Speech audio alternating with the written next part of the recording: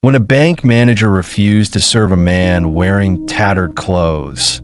She had no idea that the man was one of the most influential figures in the world. What happened next left the entire city and her speechless. That it was a bustling morning at the First Horizon Bank in Seoul, South Korea.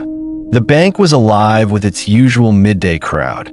Businessmen in sharp suits adjusted their ties and sipped coffee. Retirees exchanged polite smiles as they waited their turn, and tellers worked efficiently behind the counters.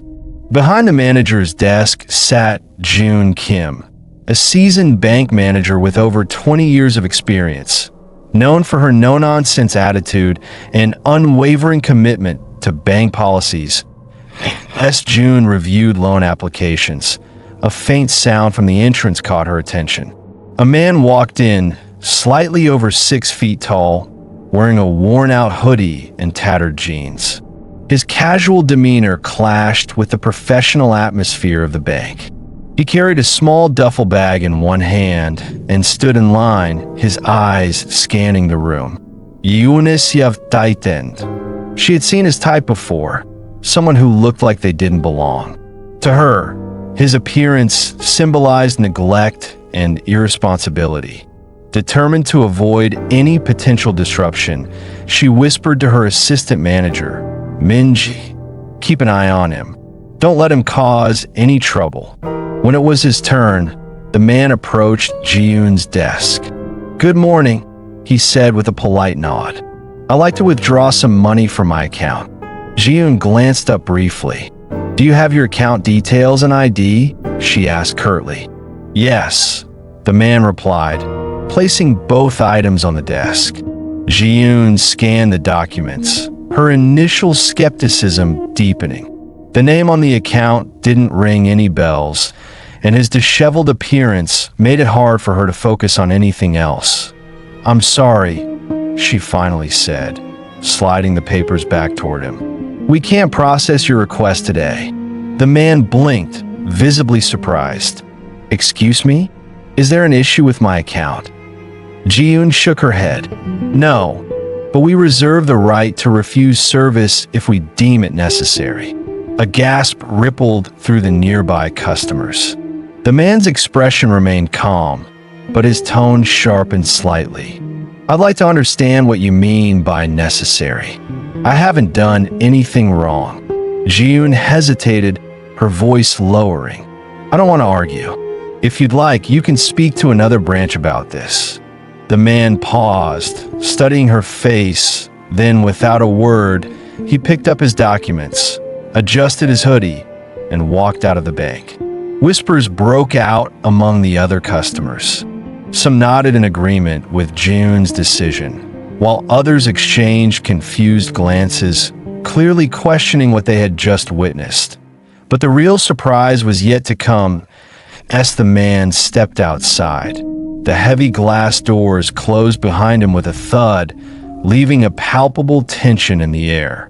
Ji-yoon straightened her posture, trying to shake off the uncomfortable stares from some of the onlookers. She was confident in her decision, or at least that's what she told herself. Minji leaned in.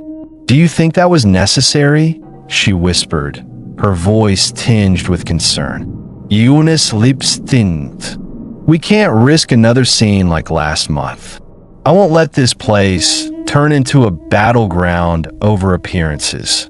Outside, the man stopped on the sidewalk, his fingers hovering at the edge of his hoodie as if considering whether to remove it. He glanced back through the large bank window, his expression unreadable, before walking away. A few customers near the door noticed his quiet departure and murmured among themselves. "Who was that?" an elderly man asked loudly, shaking his head. He seemed polite enough. Another customer, a woman in her mid-30s, shrugged. "It doesn't matter.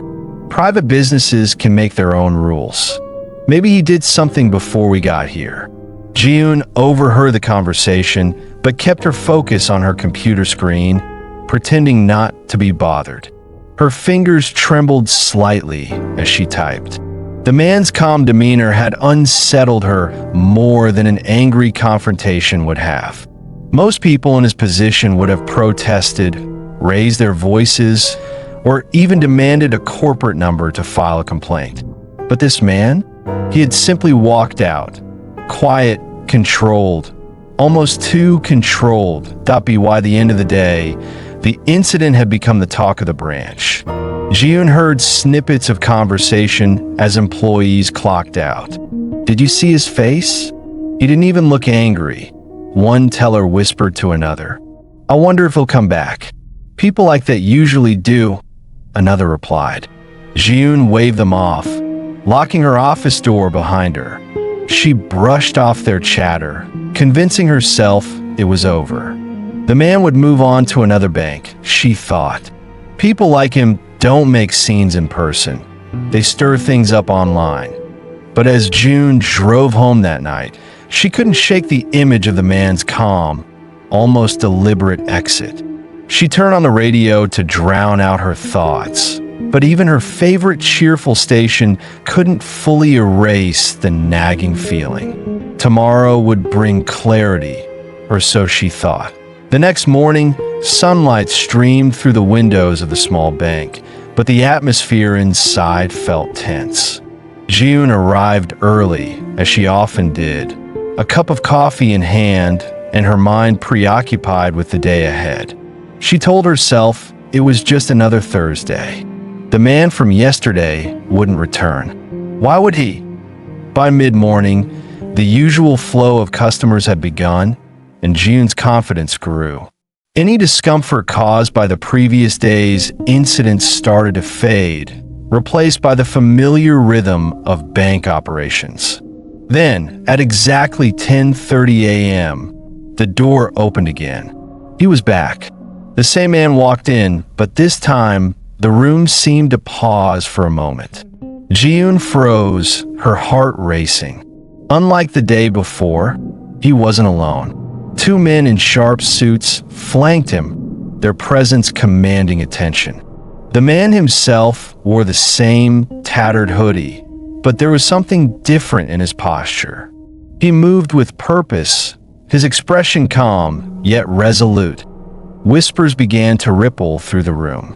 Minji leaned toward June, her voice barely audible. "Jiyoon, that's Jungkook. Jungkook. From BTS." Jiyoon blinked, sure she had misheard. "What are you talking about?" she hissed back. Minji nodded toward the man, now walking directly to Jiyoon's desk. "Look at him. It's Jungkook, the global superstar, the singer, the dancer, the philanthropist." Jiyoon's stomach dropped. She stared at the man, her mind racing. Could it really be him? The hoodie, the duffel bag, the unassuming demeanor. It didn't match the image of one of the most recognizable figures in the world.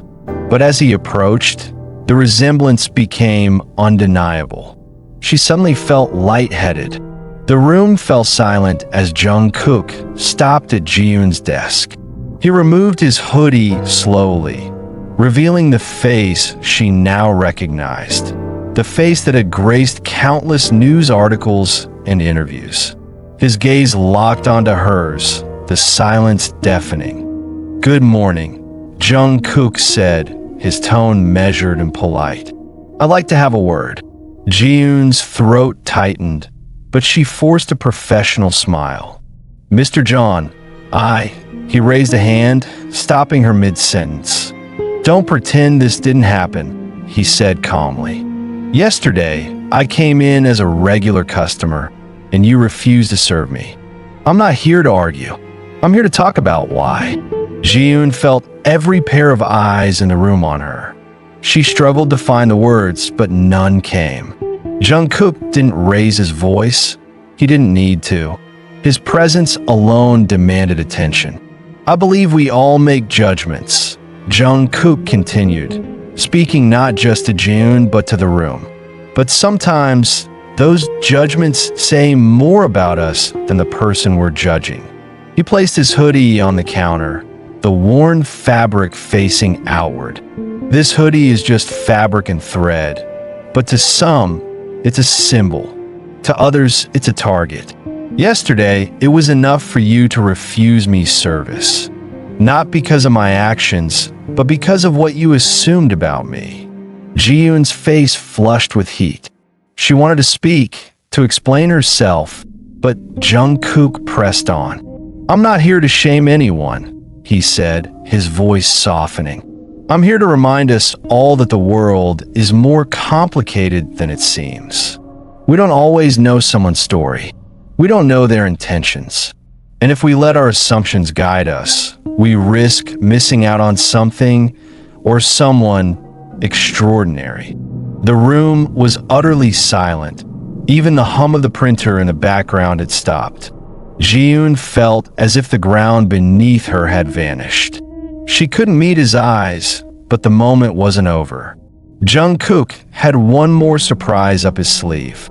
His words lingered in the air, heavy with meaning.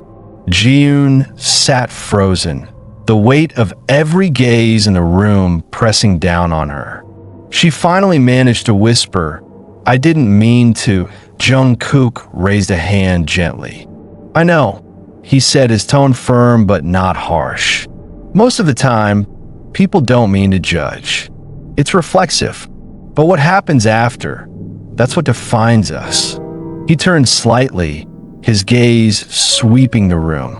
Customers and employees alike stood in stunned silence. Some held their phones, too mesmerized to record the moment.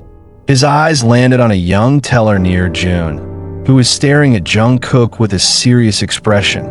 "What's your name?" Jungkook asked, his voice carrying across the room, but remaining calm.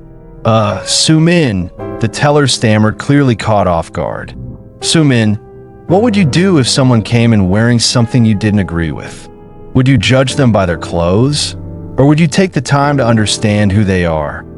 Sumin hesitated, glancing nervously at June before answering.